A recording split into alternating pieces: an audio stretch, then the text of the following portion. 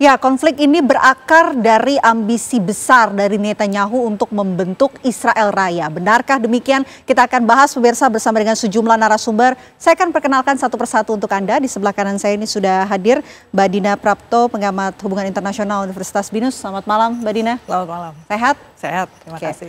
Di sebelah Mbak Dina juga sudah hadir ada Pak Yanuardi Syukur, pengamat Timur Tengah Universitas Indonesia. Selamat malam Pak Yanuardi. Malam, Mbak. Oke, pertama-tama kita mengawali ke Pak Yanuardi terlebih dahulu ya. Pak Yanuardi, ini kalau kita lihat Israel terus menggempur Gaza dan juga Damaskus. Nah, salah satu hal yang menarik dikatakan oleh jurnalis yang menyebut bahwa ini berakar pada ambisi besar dari Netanyahu untuk membentuk Israel Raya. Apa sih sebetulnya Israel Raya itu? Apakah memang benar berkaitan dengan konflik yang terus berkepanjangan dan memicu kemarahan dari negara Arab? Kalau kita lihat dari berbagai referensi ya, Israel Raya itu berarti satu geopolitik Israel yang membentang dari Irak, yaitu Sungai Efrat, kemudian terus sampai ke Nil. Jadi wilayahnya itu dari Irak sampai ke Nil. Tapi ada juga beberapa sumber yang menyebut sebenarnya masuk juga wilayah Suriah, masuk juga sebagian Libanon, termasuk juga masuk di daerah Saudi Arabia. Misalnya kalau ditarik dari paling dekat itu Neom, tempat sekarang Saudi sedang membangun satu kota baru, itu juga masuk dalam wilayah Israel Raya. Bahkan ada yang menarik lebih dalam lagi, lebih luas lagi, itu masuk ke Mekah dan Madinah.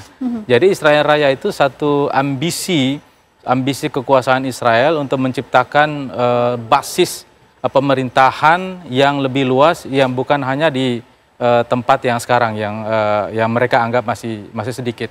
Dan kalau kita lihat Mbak, sebenarnya ini sudah lama ya. Misalnya kita lihat dulu di ya sebelum abad ke-20 sudah ada juga dari misalnya tokoh Zionis ya, Theodor Herzl. Herzl itu pernah bilang bahwa sebenarnya mereka memperjuangkan satu wilayah yang wilayahnya itu akan bertambah seiring dengan bertambahnya imigran. Karena ini kan orang-orang imigran kan, orang-orang Israel kan imigran awalnya dari Eropa dan mana-mana kan. Nah, akan bertambah terus. Kemudian awal abad ke-20 itu ada juga yang memperjuangkan Israel Raya. Bahkan ketika ada satu pertemuan di PBB, ada seorang tokoh yang bertanya kepada orang Yahudi, Rabai Yahudi, di mana batasnya Israel ini dikatakan dari Efrat sampai kepada Mesir. Jadi wilayahnya sangat panjang dan kalau ini terjadi saya kira bisa menjadi bencana bagi dunia. Apakah Israel Raya ini dapat dukungan penuh dari Presiden Trump? Saya kira kalau kita lihat dari berbagai pernyataan Trump ini tidak menyebut atau secara letterlik ya bahwa dia mendukung Israel Raya. Karena kalau kita lihat dari pernyataan dia kan mendukung perdamaian, prosperity, kesejahteraan bagi bagi kawasan Timur Tengah. Nah, dia tidak menyebut itu, tapi ini sebenarnya lebih pada ambisi besar dari bangsa Zionis Yahudi untuk memperluas kekuasaannya. Jadi saya kira Trump tidak mengatakan itu, tapi Trump sebagai negara sekutu dekat Israel itu mau tidak mau dia akan mendukung apa yang diinginkan oleh Israel. Oke, mau tidak mau akan mendukung gitu. Kalau begitu saya mau ke Mbak Dina. Mbak Dina, ini bisa dikaitkan nggak sih dengan eskalasi serangan Israel ke negara-negara Timur Tengah seperti Gaza, kemudian Damaskus? Ini dikaitkan dengan ambisi besar Netanyahu untuk membangun yang namanya Israel Raya. Jadi jelas bisa dikaitkan, karena kalau kita lihat timelinenya ya, baru saja minggu ini dalam kurun waktu cuma 2 hari, 2 partai sayap kanan yang menjadi anggota koalisi dari Netanyahu itu mundur. Padahal kita tahu, saya udah pernah cerita juga bahwa Netanyahu itu naik di periode yang sekarang dengan mayoritas yang sangat tipis. Jadi karena kursinya 120 di parlemen Israel, 120 kan harusnya separuhnya itu 60 ya. Nah, dia waktu itu cuma 61. Nah, sekarang dengan 2 mundur itu menjadi 49. Artinya ini partai minoritas atau koalisi minoritas. Kalau dalam sistem parlementer, koalisi minoritas itu harusnya udah nggak bisa ngambil keputusan-keputusan strategis. Dan pihak oposisi di Israel juga udah bilang bahwa udah kita percepat pemilu. Nah, pemilu itu schedule-nya sebenarnya jadwalnya di Oktober 2026. Dan ini masa-masa kritis juga di Israel. Akhir bulan Juli ini baru akan ada reses untuk parlemen. Jadi kalau mau ambil keputusan apapun ya terkait budget, terkait perang, senjata, bahkan deployment orang ya, pengiriman orang pasukan, itu kan sebenarnya harus persetujuan dari parlemen juga. Apalagi dia partai minoritas berarti sebenarnya lebih sulit untuk mengambil keputusan. Jadi bisa jadi ini makin all out atau makin gila juga si Netanyahu dalam beberapa minggu ke depan ini. Karena ini satu-satunya time frame waktu yang bisa menunjukkan bahwa dia itu ingin mencapai sesuatu yang dia anggap sebagai capaian besar lah buat dia. Oke, kita bicara soal berandai-andai ya, jika memang nanti Israel Raya ini benar-benar berdiri, potensi ketegangan di Timur Tengah ini bakal makin dahsyat nggak sih?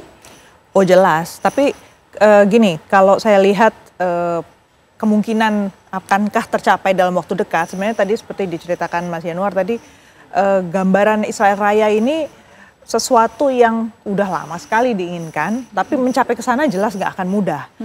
Satu catatan saya, Israel itu negara di dunia yang untuk mendapatkan wilayahnya, dia nggak perlu mikir.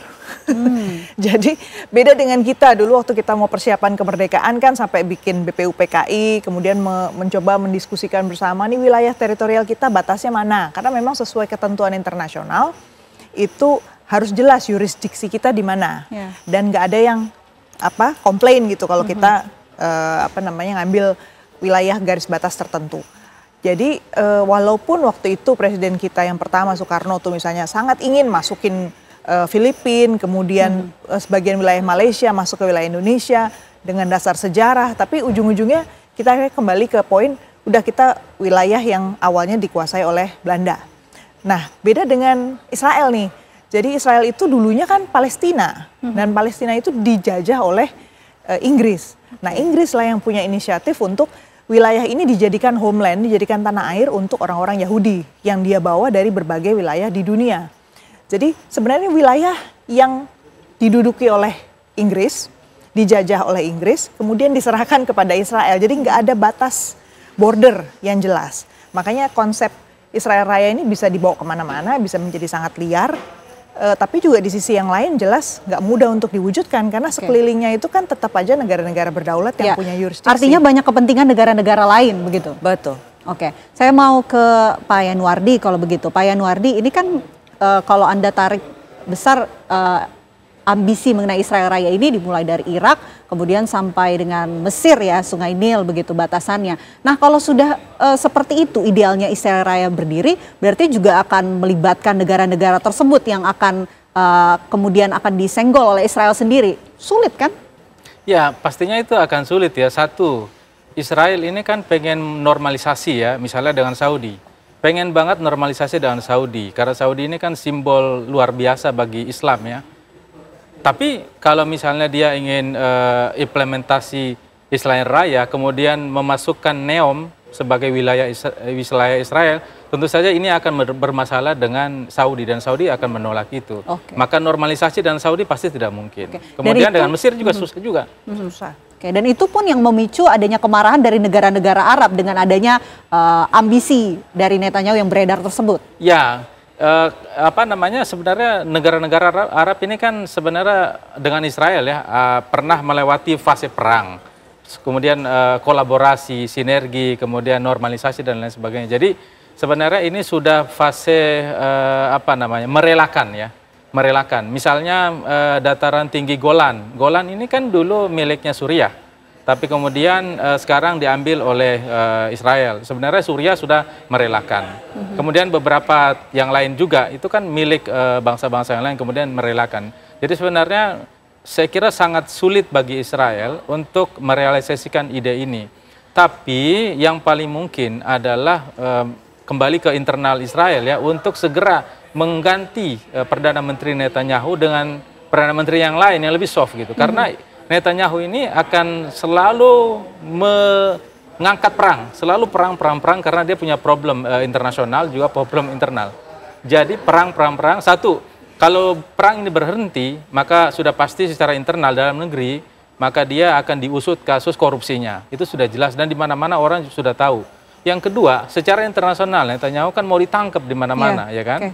Ditangkap Mahkamah Internasional, Mahkamah Pidana Internasional sudah mengatakan itu. Jadi ambisi Netanyahu saat ini adalah bagaimana perang ini bisa berkelanjutan. Maka Gaza diserang kembali. Kemudian Suriah juga diserang katanya untuk membantu Druze. Jadi Druze ini dulunya atau bukan dulunya, sekarang sebenarnya mereka juga masuk dalam pasukan IDF. Jadi pasukan IDF itu salah satu komponennya itu orang-orang Druze. Orang-orang Druze ini yang support Israel juga. Jadi ini sebenarnya argumen Israel untuk bisa membantu Druze. Tapi sebenarnya saya kira ini bagian dari Israel untuk melumpuhkan wilayah-wilayah sekitarnya yang kira-kira berbahaya bagi Israel. Jika ambisi dari Netanyahu ini berlanjut begitu ya, berjalan, dampaknya apa? Nanti kita akan bahas usai jeda. Apa kabar Indonesia Malam akan kembali untuk Anda pemirsa, tetaplah bersama kami.